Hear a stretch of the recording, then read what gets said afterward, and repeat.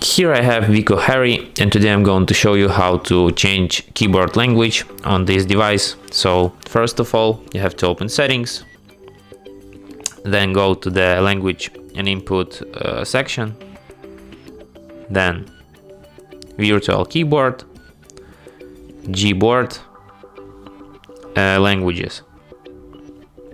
Then you have to remove this feature use system language. And here you have the whole list of languages in which you can type on this device. As you can see, it's pretty big. Let's select, for example, Thai language. And let's try to write something down in Thai language.